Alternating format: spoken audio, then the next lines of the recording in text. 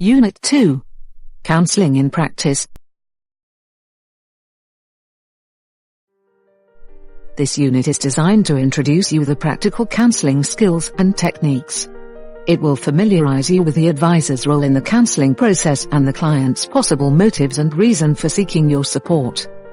After acquiring knowledge from this unit, you will be able to apply body language in counselling, apply basic communication and speech in counselling, apply other counselling skills and techniques.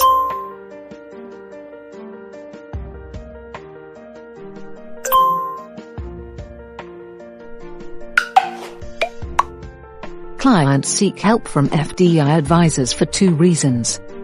Some of them have already made a decision and know exactly what they want but need advice and help to accomplish it. The advisor should approach those clients in a very simple and direct way.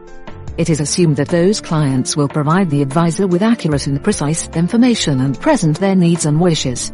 Once the consultant listened to the client and got all the necessary information by asking additional questions, he/she would be able to provide the client with all the necessary information and offer him solutions. The brief listening session will most likely be followed by constructive conversation. Another category of clients wants something and knows only approximately what that would be, but they are not sure about it until they obtain all the information.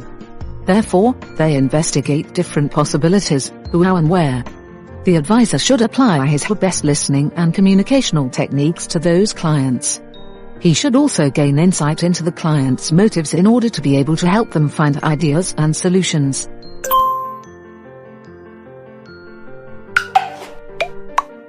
Several different motives for seeking advice.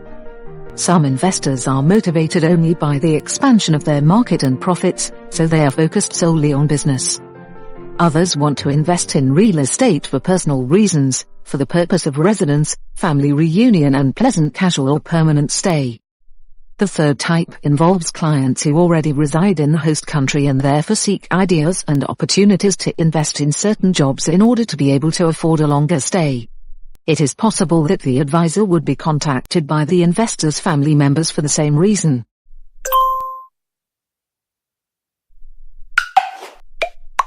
Some clients would be happy to do anything because they want to become independent or to be able to stay in the host country. They have some financial resources but have no business ideas or are not familiar with legal or personal possibilities. Some of them may have unrealistic plans or unachievable objectives that need to be analyzed and adapted.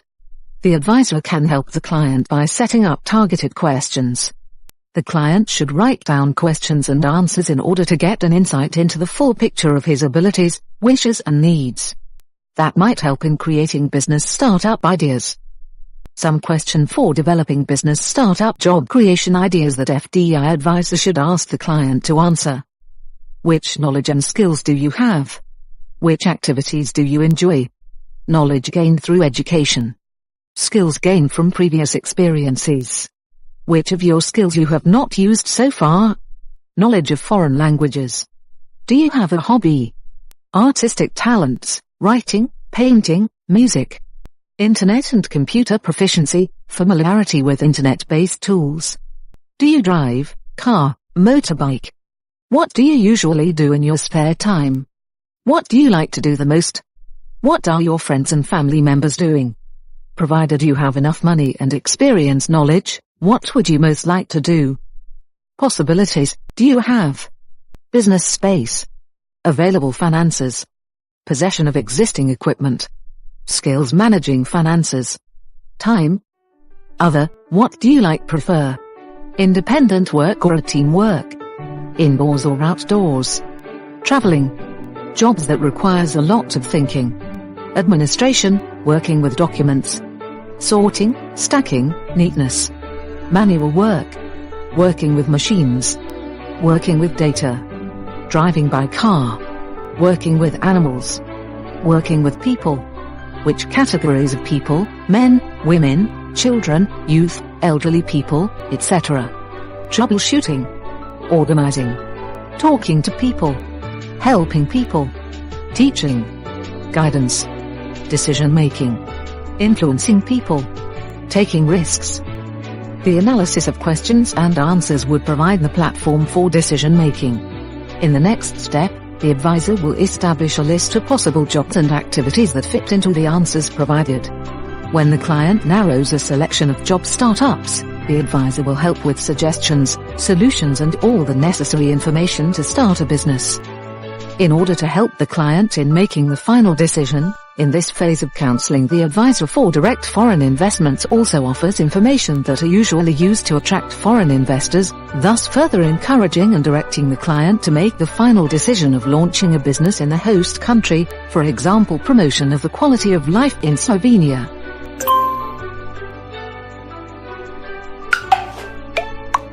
A carefully prepared meeting place can help greatly in maintaining concentration, especially in the case of a less experienced advisor. It is very important to remove everything that could cause distractions, outside noise, radio, phones, other people, unexpected visitors, objects in front of the advisor and behind the client. It is desirable to use armchairs, so that both the client and the advisor can relax. If chairs without armrest are used, they should not stay too close to each other so that the clients would not have to cross-move their hands in order to avoid touching. By crossing hands or pulling them backwards, people are automatically shunting, withdrawing from communication.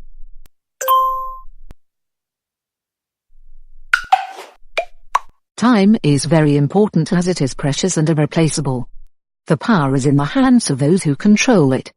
Time should be well planned and others should not be allowed to waste it.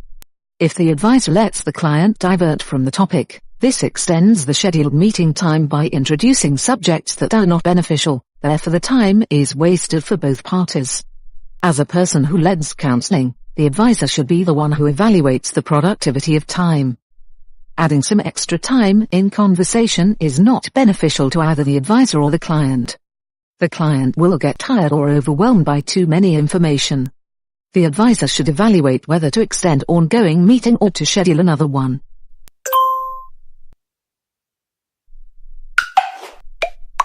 To communicate does not mean to talk, but to converse. It is the ability to focus on the interlocutor, the ability to listen, respond and suggest. It is necessary to take care of the client's needs and to direct the conversation towards his wishes and needs. The client must feel that she or he is important. Only then will they become willing to listen. Excessive remarks or examples should be avoided, as well as the advisor's personal examples and problems. If suddenly there is silence or the advisor does not have the answer ready, the client should be given a general question which would allow him or her to move on to another topic. The client will open the topic that matters to him or her. A good advisor should keep the conversation alive, not too slow and boring or interrupted by long pauses. It should also not be jumping from one unfinished topic to another. On the other hand, a conversation should not be too intense, fast, disturbing or too loud. The advisor should know how to calm the client if he is upset or disappointed with the unexpected answers. A skillful communication can also result in the client, although not completely satisfied with the answers, leaving completely satisfied with the advisor's services. In communication, the advisor must keep in mind that both parties are equal interlocutors and that none of them should take over the conversation.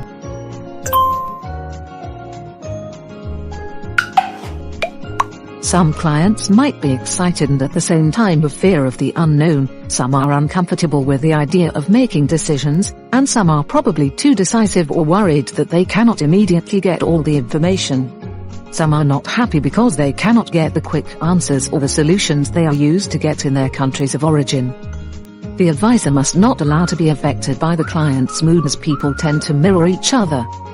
The advisor should remain calm, relaxed, confident and should keep on assessing how his body language will mirror the client's mood, and when the latter uses certain behavior, he/she needs to redirect him into a positive direction. If the advisor intends to redirect the client towards a positive direction, he should inform the client beforehand that he understands the client's current condition. As soon as the advisor is relaxed, the client will relax too. The advisor needs to mirror his message to the client. Mirroring should never show what the advisor assumes that the client feels.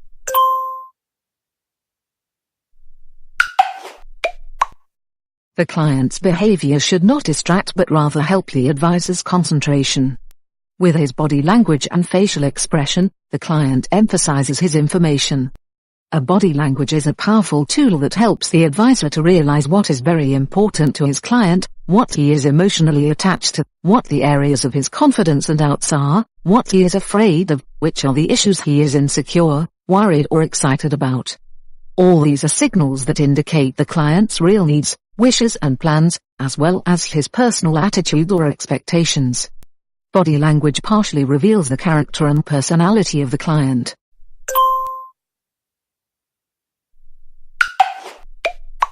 With his manners and certain movements, the advisor should draw the attention of the client and at the same time show his concern, professionalism, courtesy and full attention. The advisor should be relaxed, leaning backwards. He should not fold hands because it sends a message that he is not open to information or that he disagrees with the client. His notes should be kept away from the client so that they would not distract him. On the other hand, by writing notes, the advisor shows that he/she is listening carefully, recording all the information and that they have the same importance to the advisor as to the client himself. Every once in a while, the advisor should lightly nod to reassure the client that he/she actively follows the conversation and understands everything. At the same time, he/she should use the confirmation words yes, understand. He/she can also use words or questions that would encourage the client to expand or clarify information. Tell me more about it. For example, what do you mean by that? Dart. Why do you plan that? If the client leans towards the advisor should lean towards the client. If the client becomes impatient, the advisor should lean back, relax and smile. The advisor should not frown if he/she did not understand or agree with something. He should ask an additional question or write it down and then later on ask for an explanation or express his/her opinion about the matter. His/her hands should always be kept slightly opened. This symbolizes an open space that should invite the client to relax, show trust and bring his/her ideas, thoughts and feelings forward. The advisor should be aware of moments when it is appropriate to smile. It is also not advisable to rest his/her head on hands, to scratch, roll a pen in his/her hand, play with an object, or watch what is happening around him/her while listening. The attention of the advisor should be entirely focused on the client and the notes. Every once in a while, the advisor should check whether he/she sits upright and relaxed.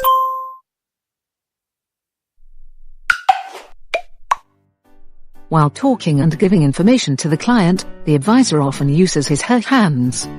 When he/she wants to show to the client where to sit, where to look or what to pay attention to, the palm of his/she hand should always be facing up. The palm facing down signalizes authority and superiority, while finger pointing signalizes aggression. Both gestures are considered rude. The hands should indicate calmness, relaxation, readiness to listen and communicate. If the advisor has to show data on the board or paper, a pen should be used instead of a finger or a whole palm. By raising a pen, and never fingers, the client's attention can be redirected to another area.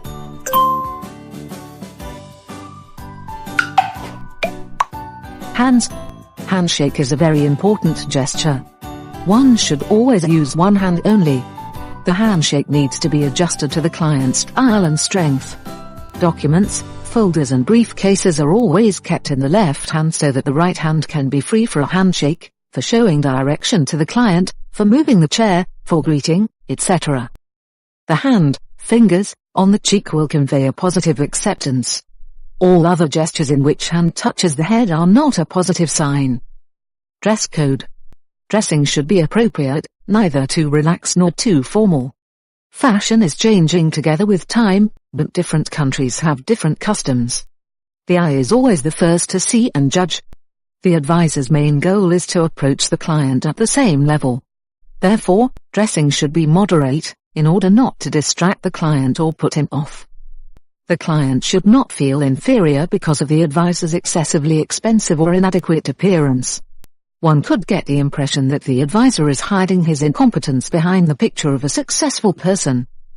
The client should also not get the impression that the advisor does not care at all about how the client will perceive him/her and that he/she does not care about his/her appearance. Ignoring an appropriate dressing code tells the client that he/she is not important. The client might get the impression that the advisor has an extremely high opinion about him herself and therefore is not bothered with his her appearance, thinking she is superior due to his her information and knowledge.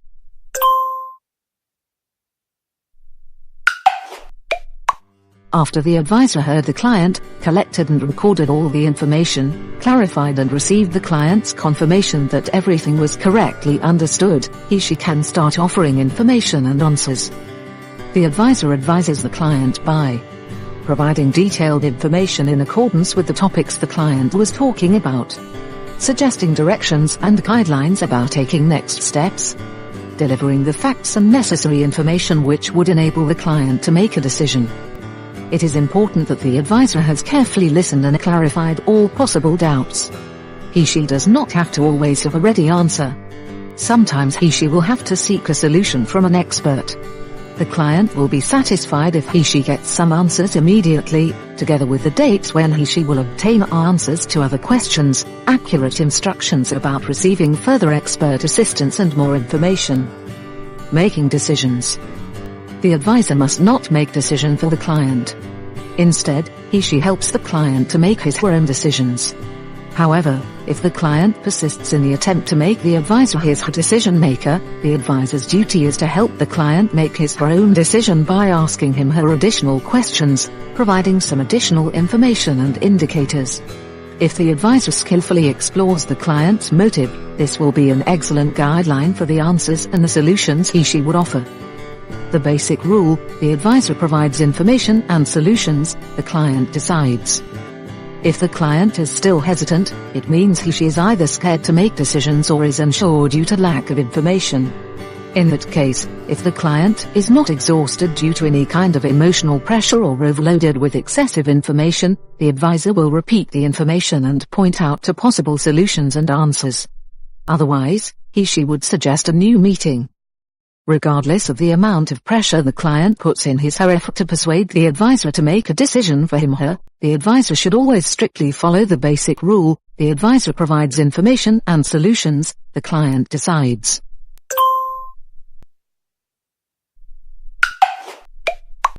The advisor does not have to be an expert in all areas.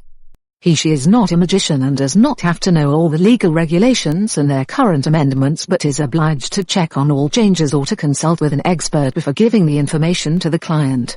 However, if the advisor is an expert in a particular area, then she needs to regularly update information and continue to learn, and to be ready to independently and correctly advise the client. A responsible advisor will always contact a specialist for the areas she is not qualified for or does not have sufficient experience on.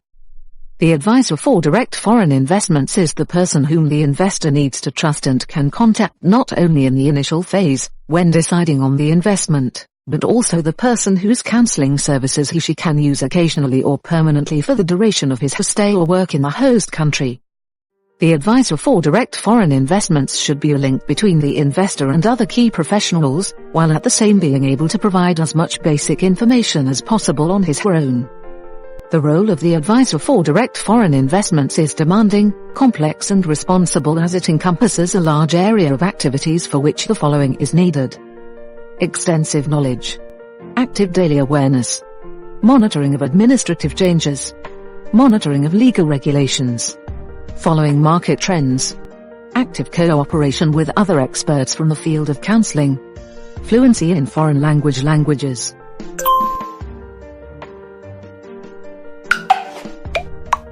Communication with an individual with limited communication ability, individuals in stress, under crisis, with emotional difficulties, hearing or speech impairment, visually or other physically impaired persons, should be adapted to the interlocutor. Loudness, vocabulary, questions, body language and environment need to be adapted depending on the interlocutor's limitations, possibility of moving, approach, lighting, noise.